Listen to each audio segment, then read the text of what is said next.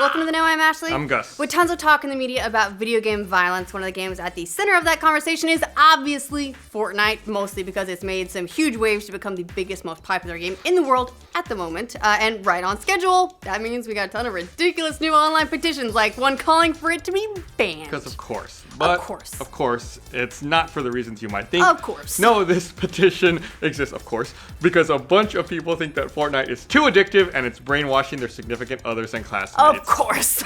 Yeah, that's really it.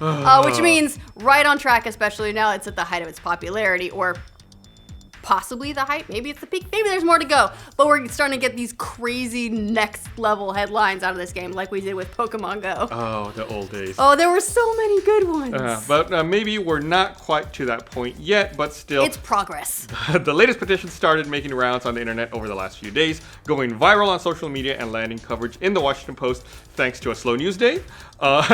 No, actually thanks to its very clear demands, which is to ban Fortnite. Look, I mean, I know we have nothing better to do than to cover this petition because it's amazing, but the Washington Post, don't you have like, I don't know, exposés about actual news to cover? Something? Who knows? Wasn't there just a movie about how serious Washington Post is? It's all the Amazon, Twitch, Washington Post conspiracy. It's all Jeff Bezos. It's all getting up in that. The petition, simply titled Get Rid of Fortnite, now has around 2,000 signatures and endless hours of entertainment. So many. The original post calls for the game to either be banned or at the very least to have some restraints put into it to limit the amount of time people can play it, which would, quote, help all of you and me with your significant others and kids. Once that post went viral, some of the comments were, well, inevitable. They ranged from the funny, like hundreds of comments from players signing because they think PUBG's better, to the, well, kind of honestly heartfelt. Yeah, some of the comments made it hard to tell if people were joking or serious because quite a few people seem to be buying into the mission of the petition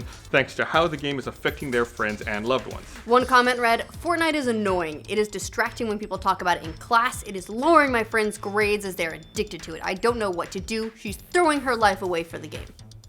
And still another commenter added, I'm signing because I'm sick of my teachers being ignored and interrupted due to Fortnite Mobile and talking about the game. It's incredibly rude, and I also signed because I highly dislike the game. Sounds like when I was playing EverQuest. So anyway, it looks like the petition touched on a couple of legitimate nerves after all. And once the page started circulating heavily online, the creator made a post to let everyone know that the whole thing was, well, it's sort of meant to be a joke. No! The creators wrote, it was originally made as a joke and initially I hated Fortnite, but I started playing it and it's actually kind of fun. A twist! Is nothing sacred. But maybe the bigger twist was how much the genuine comments actually seemed to affect the two that created it. As seeing so many people rally to the cause gave them some pause, apparently. They later added, in the comments, a lot of you seem genuinely upset with the lack of attention you may be getting. I don't want any of you thinking this game is definitely going to disappear because there's so many players, but I'm glad so many of you have stepped forward, voicing your concerns and getting your feelings out there. Now, eventually they went on to publish a final update to the petition, reiterating that it had been a joke in the first place, but acknowledging that maybe it did some good after all. After announcing they wouldn't be adding to the petition anymore, the creators said of Fortnite and its addictive nature, it seems to be a rising issue within families because everyone has been so addicted to it. The game has caused quite an uproar with a lot of women, and I definitely see how. Is it because we're playing too much? What was it, like teenagers who made this petition? Do we know? Probably. Interestingly enough, this isn't the only petition associated with Epic's massive Battle Royale game, and not even the only one calling for the game to be banned. While many of the petitions already in existence are basically clamoring for the game to have true crossplay between all platforms, some of those to the tune of 23,000 supporters. Which is way more than this one that got 2,000. Yep, there are some other ones calling for the game to be banned. One petition is asking for the game to be banned in Australia, for instance, thanks to the game's violence, and others are equally as concerned about how addictive this game could potentially be for kids. Of course, anytime a game gets as truly massive as Fortnite has become, we're naturally going to get some of these weirder, crazier stories. When Pokemon Go climbed the charts 2 summers ago to become a global phenomenon, we had some truly bizarre headlines from all around the world. Oh, that was just a gold mine. That was the gift that kept on giving for headlines. And a lot of that has to do with the intersection of video games and real life, because sometimes games get so huge like this, they step out of their own spheres of influence and start having these direct real-world consequences. They're like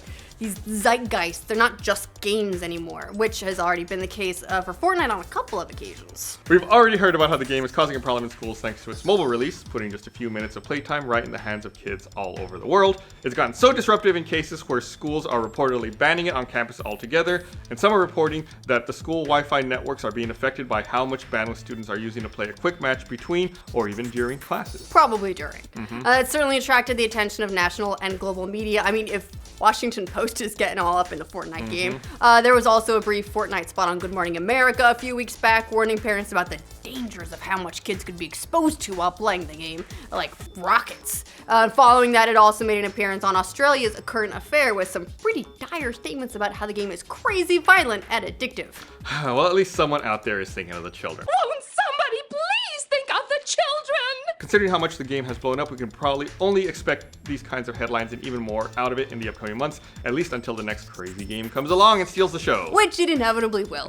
What do you guys think of the online petition asking for Fortnite to be banned? Let us know in the comments. And for future updates on the most ridiculous stories in gaming, remember to like this video, and if you're new around here, subscribe to the know. These juggernauts, these, what's that word? Juggernauts? No. It's like a phenomenon. Zeitgeist. Oh, there you go. It's in, Okay. it's in the zeitgeist, yeah. Yeah. We've already heard about how the game is causing a problem in schools thanks to its mobile release, putting... Almost had it.